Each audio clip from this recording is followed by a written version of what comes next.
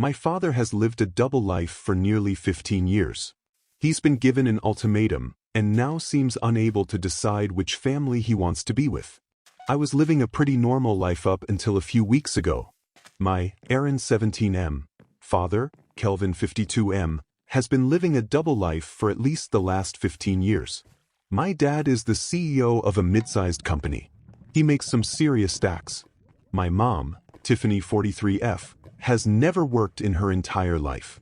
She is a stay-at-home mom and takes care of me, my sister, Tandy 15F, and my brother, Preston 9M.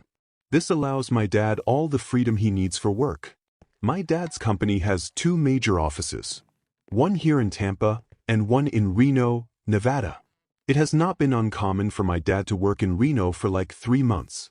In fact, I would say he has only spent about 60% of his time here in Tampa for as long as I can remember. I knew something was up. My parents were arguing pretty heavily, and when I would enter a room with the two of them in it, they would act all normal, but not really. My mom is totally pissed about something and my dad looks like he's dying. Arguing for them is not normal. My mom takes her job very seriously. She has told me before that, "Dad works hard for us. I do my best to be his trophy wife." I kind of wish she didn't try so hard. There's nothing worse than when your friends say your mom's hot. Anyway, my mom always makes sure that dad never has to do anything around the house other than dad stuff with me and my siblings.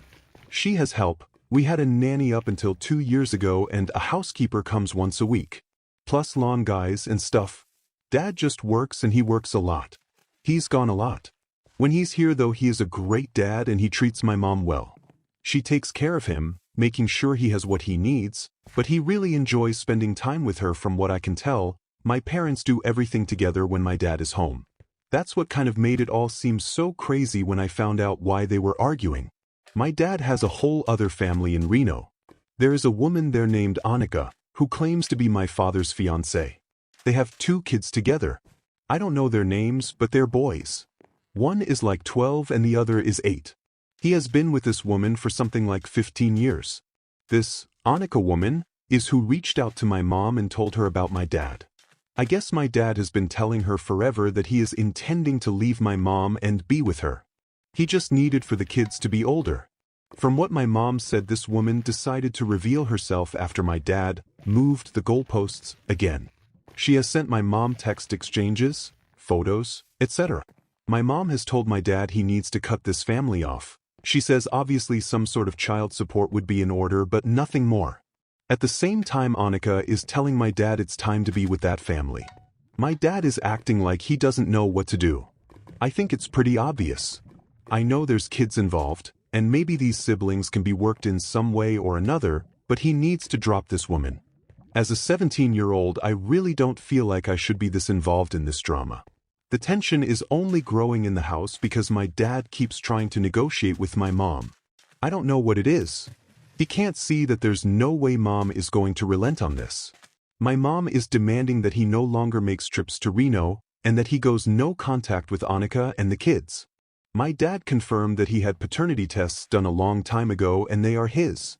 So I get it, he doesn't want to cut off his children. This is one of those times when being the oldest really sucks. My parents are trying to keep this whole situation secret. My siblings don't even know, so who do my parents both talk to about it?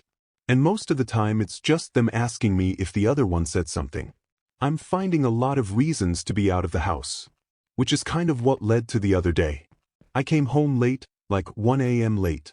I entered through the garage and found my dad in there crying. He was having a total breakdown. A drunken mental breakdown from the smell of it too. He had his gun out and I'm pretty sure he was thinking about ending it. When I talked to him he just said, "I can't do it. I can't decide." He begins rambling about how he loves both my mom and Annika. That he doesn't want to abandon his kids. He wishes it could all just go back to the way it was. Just totally dropping all of this on me. I took the gun and unloaded it. I sat down next to my dad and said, "Dad, you can't have both. If you keep fucking around like this you won't have either. Drop this other woman now." He started yelling at me that it wasn't that simple. That's when it got revealed. His marriage to my mom, which came first, wasn't real. Annika was not his fiancée. She was his actual legal wife.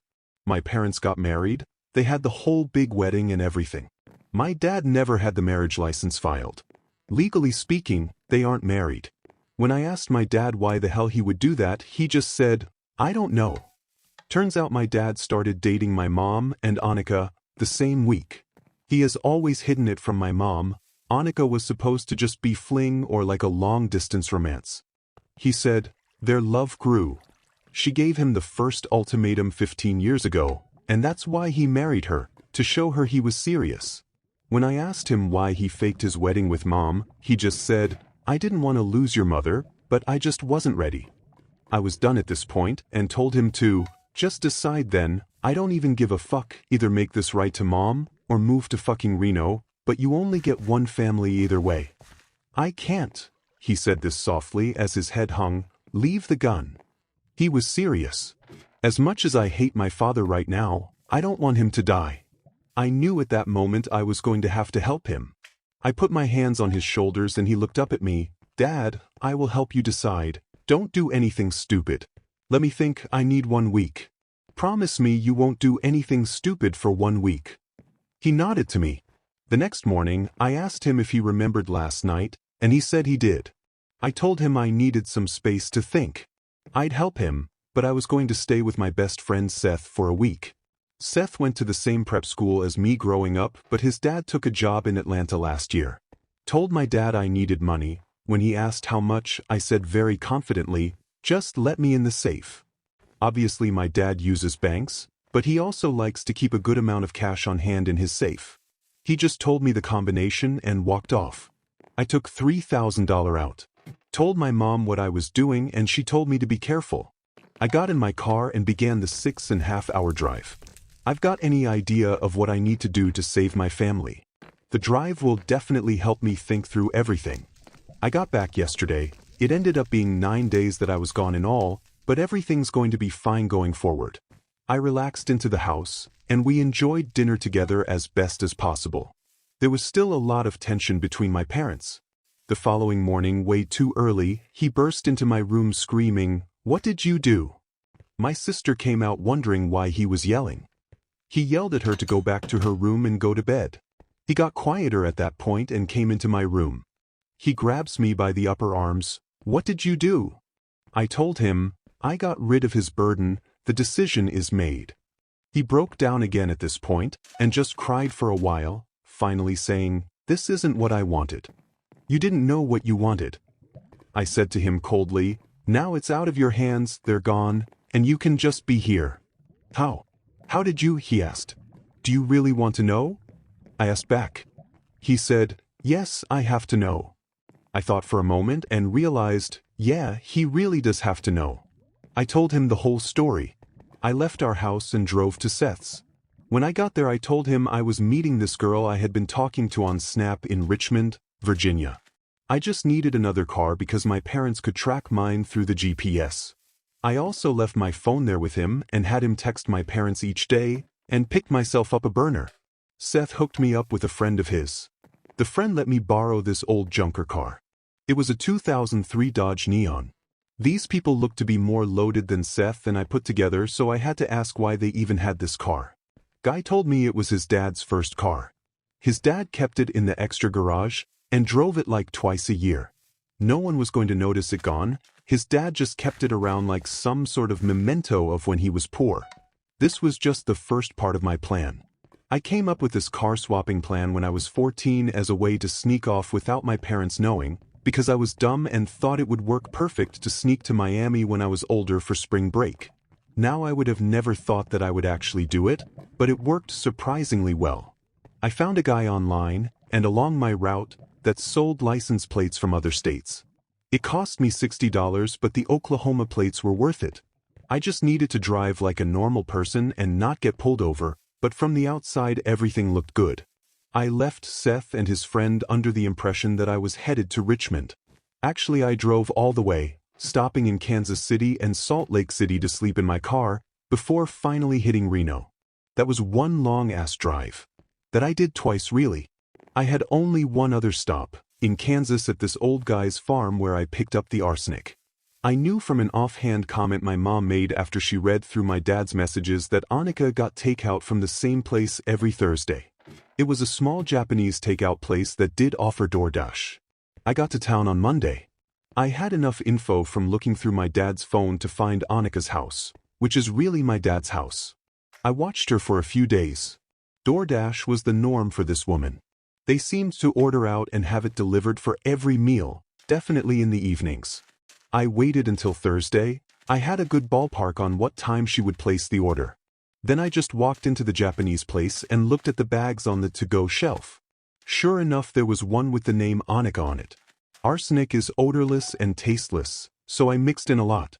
Hood was up on the hoodie, hair pushed in, sunglasses on, and went ahead with a mask like we used during COVID.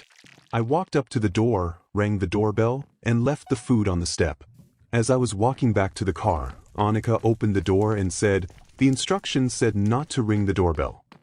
I just yelled back, "Sorry, it's my first time." At that point I got back in the car and began the drive back. I stopped twice along the road, sleeping in the car at truck stops. Destroyed my burner phone. When I got back to Seth's, I got my car and my phone, returned his friend's car with the correct plates on it, and made the trip back to my house. I guess they found their bodies on Saturday night. My dad got a call from the Reno police on Sunday morning. He was bawling by the time I finished telling him the story. Just kept saying, "The boys, the boys." Then finally said, "How could you?" I said, "You couldn't make a decision. I took the decision away. This was for you and Mom and Tandy and Preston. Now you only have one family. The police, they want to talk to me. What do I say to them?" He said, his voice trembling. "You don't tell them anything. You were here. What's to tell?" I responded. He just sat on the floor, staring at the wall for a few minutes. I was feeling pretty awkward by this point. "What do we do now?" he finally asked. I said, "Take us all out to breakfast." That's what we did. It was nice.